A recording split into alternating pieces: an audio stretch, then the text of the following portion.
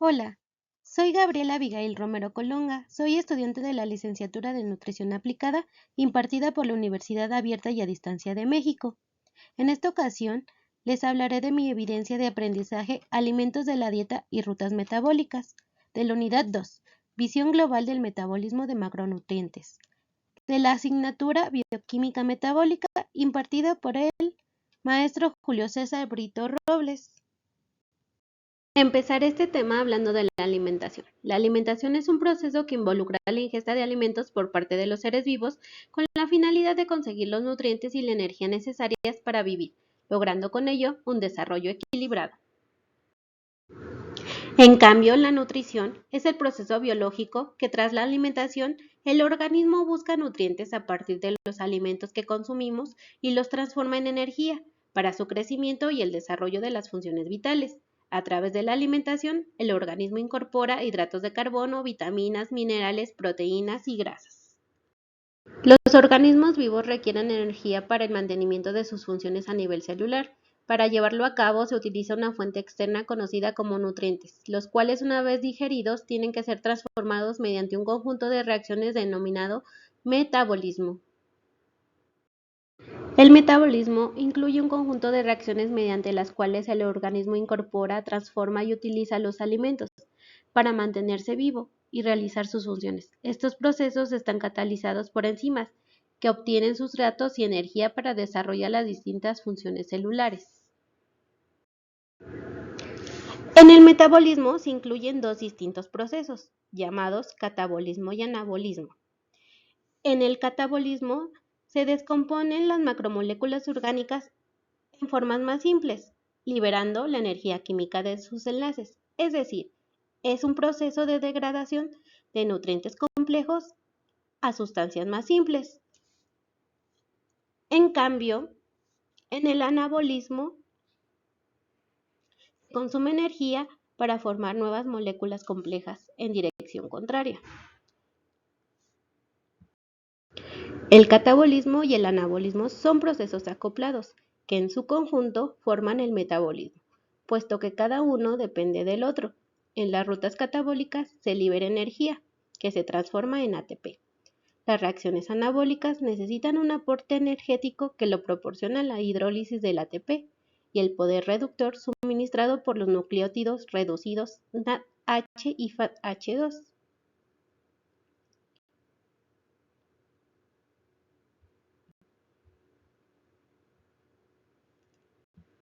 En las rutas metabólicas se necesitan moléculas numerosas y específicas que vayan conformando los pasos y productos intermediarios de la ruta, pero además son necesarios otro tipo de moléculas indispensables para su desarrollo final, tales como metabolitos, nucleótidos de óxido-reducción, moléculas energéticas como el ATP y moléculas ambientales como el oxígeno. Los nutrientes de la dieta, una vez digeridos y absorbidos por el tubo digestivo, ingresan en la célula, donde sufren una serie de transformaciones bioquímicas y fisicoquímicas. Estas reacciones complejas, interrelacionadas a escala molecular, son fundamentales para que la célula pueda realizar sus funciones y mantener sus estructuras. El conjunto de reacciones químicas y enzimáticas se denomina ruta o vía metabólica.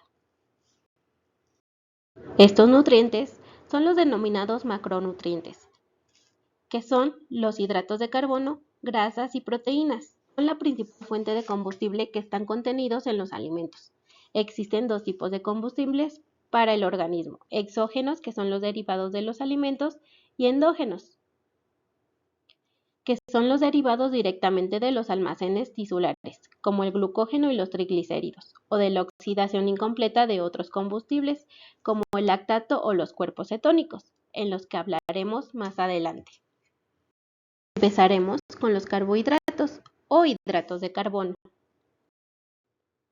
La mayor parte de los hidratos de carbono presentes en los alimentos son disacáridos y polisacáridos, pero solo los monosacáridos pueden atravesar sin dificultad las paredes del aparato digestivo. Para ser absorbidos, casi todos los hidratos de carbono deben de ser previamente digeridos, es decir, fraccionados en sus unidades básicas. Este proceso ocurre en el intestino delgado, gracias a la acción de enzimas específicas como las amilasas, que rompen los enlaces de oxígeno y liberan las moléculas de monosacáridos. Como punto final del proceso digestivo, en el intestino se absorben las moléculas de glucosa, fructosa y galactosa. Estas moléculas son transportadas hasta el hígado, donde la fructosa y la galactosa son transformadas en glucosa, que es liberada a la sangre para distribuirse por todo el organismo y ser utilizada como combustible por las células de nuestro cuerpo. Un ejemplo de carbohidrato es el pan blanco. El pan blanco es un alimento ampliamente consumido por la población. Contiene 49.4 gramos de carbohidratos, azúcares en 5.6 gramos, fibra dietética 2.7 gramos y también contiene proteínas. Contiene 8.85 gramos de proteínas.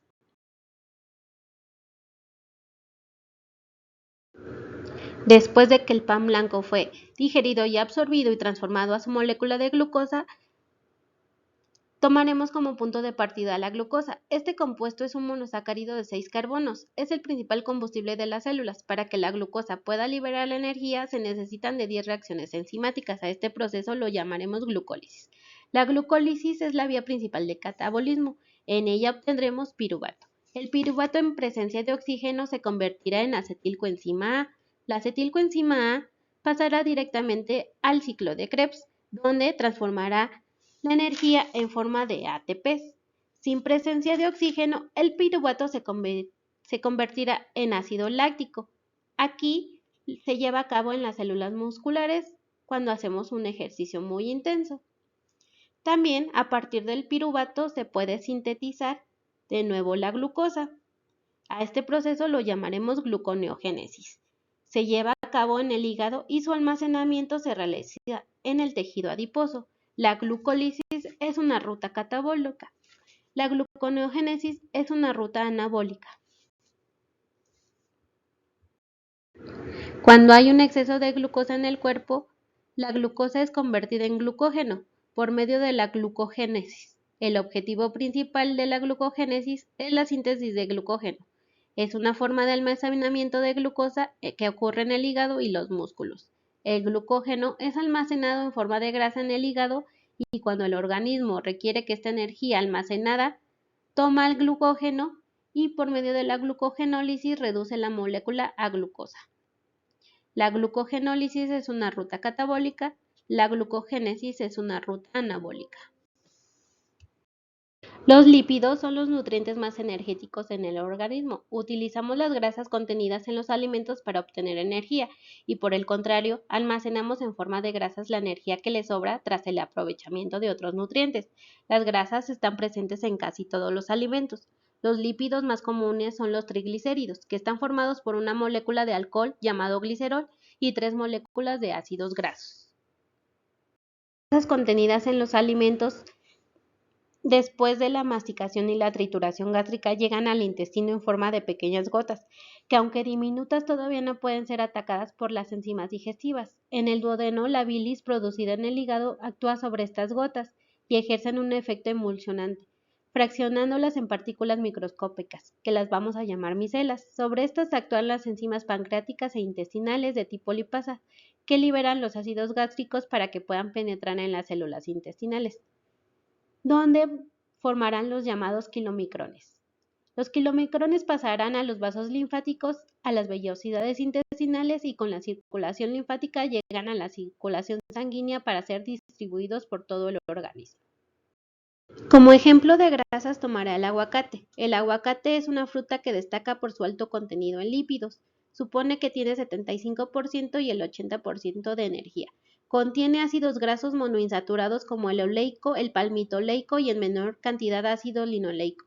Estos ayudan a disminuir el riesgo de enfermedades cardiovasculares. También tiene hidratos de carbono con el 8.5 gramos y proteínas 2 gramos. Después de que el aguacate fue digerido y absorbido, tomaremos como punto de referencia los triglicéridos. Los triglicéridos empezarán su degradación por medio de la lipólisis. En la lipólisis obtendremos 2 ácidos grasos y un glicerol. El glicerol puede seguir varios destinos metabólicos, pero en el catabólico se transformará en dihidroxiacetona 6-fosfato. Este se incorporará a la glucólisis. En cambio, los ácidos grasos pasarán al interior de la mitocondria y ahí va a tener lugar lo que llamamos la beta-oxidación. En este proceso, cada ácido graso se va oxidando hasta que se termina por consumir. En cada paso se forma una molécula de acetilcoenzima A que va a pasar al ciclo de Krebs. En un ayuno prolongado podemos utilizar el acetilcoenzima A como sustrato para la formación de cuerpos cetónicos, que son utilizados por los músculos esqueléticos, cardíacos y el cerebro también. Puede oxidar cetonas, pero solo en situaciones extremas como la inanición. En la lipogénesis, la función principal tiene que ver con el almacenamiento de energía en forma de grasa, que se da al consumir una mayor cantidad de carbohidratos que los que el cuerpo necesita. Los lípidos son sintetizados por esta ruta y se almacenan en el tejido adiposo. El sustrato principal es la acetilcoenzima A, que viene de otras rutas metabólicas. Está regulada por hormonas como la insulina, la leptina y los glucocorticoides. Esta es una ruta anabólica. Las proteínas son macromoléculas compuestas por carbono, hidrógeno, oxígeno y nitrógeno. Este último es el elemento que le confiere las propiedades características a las proteínas. Están formadas por una serie de subunidades que llamamos aminoácidos, unidos entre sí por unos enlaces especiales. Cuando se trata de unas pocas unidades se habla de péptidos, que incluso se designan según el número de aminoácidos constituyentes, como dipéptidos, tripéptidos. Los aminoácidos son la tercera fuente de energía para el organismo, siendo los hidratos de carbono y los lípidos los principales. La digestión de las proteínas contenidas en los alimentos se inicia en el estómago bajo la acción del jugo gástrico. Este jugo, secretado por la mucosa del estómago, activa una enzima llamada pepsina, que rompe algunos enlaces y libera cadenas polipeptídicas de menores dimensiones. Cuando el alimento pasa al intestino delgado, unas enzimas elaboradas por el páncreas liberan aminoácidos, dipéptidos y tripéptidos, que son absorbidos por las células de las paredes intestinales. En el interior de estas se completa el fraccionamiento, de tal manera que solo se liberan aminoácidos libres. Luego, una vez distribuidos por el cuerpo, los diversos aminoácidos serán combinados entre sí para formar las propias proteínas orgánicas. Un ejemplo de proteínas es el huevo. El huevo es un alimento sumamente completo y nutritivo. Tiene de proteínas 12.7 gramos, hidratos de carbono 0.68 gramos y grasas totales 9.7 gramos, de las cuales tiene ácidos grasos saturados, ácidos grasos monoinsaturados y ácidos grasos poliinsaturados. No todas las proteínas que consumimos tienen el mismo valor biológico. Se consideran de mayor calidad las proteínas que son ricas en aminoácidos esenciales, que el organismo debe obtener forzosamente de la alimentación. Las proteínas de mayor biológico son las del huevo de gallina, que se toman como patrón para clasificar el resto de las proteínas. Después de que el huevo fue digerido y absorbido, tomaremos como punto de partida el aminoácido. Los aminoácidos, por medio de la transaminación, obtendrán un esqueleto carbonado y un grupo amino. En la desaminación, el amino es excretado en forma de amonio, NH3, que pasa al ciclo de la urea y se va a excretar por la orina. En cambio, los esqueletos carbonados a su vez se degradarán en cetoácidos para integrarse al ciclo de Krebs, síntesis de ácidos grasos, cuerpos cetónicos y glucosa. El anabolismo de aminoácidos es la síntesis de estos compuestos que da lugar a las proteínas en el organismo, las cuales sirven como coenzimas, estructuras de las hormonas, formación de tejido muscular, entre otras muchas funciones. La síntesis de estos aminoácidos es distinta en sus precursores. Así, los aminoácidos esenciales y los no esenciales provienen de distintos sustratos. Sus precursores pueden ser oxalacetato, piruvato, 3-fosfoglicerato y cetoglutarato, que vienen de otras rutas metabólicas. Como conclusión, es importante recordar que la función de los macronutrientes es la de suministrar energía para el buen funcionamiento del organismo. Estos macronutrientes deben sufrir distintos procesos metabólicos para producir finalmente la molécula de ATP. El cuerpo debe ser capaz de tomar los macronutrientes y almacenarlos en partes y oxidarlos cuando sea necesario. No todos los combustibles están disponibles al mismo tiempo para los tejidos.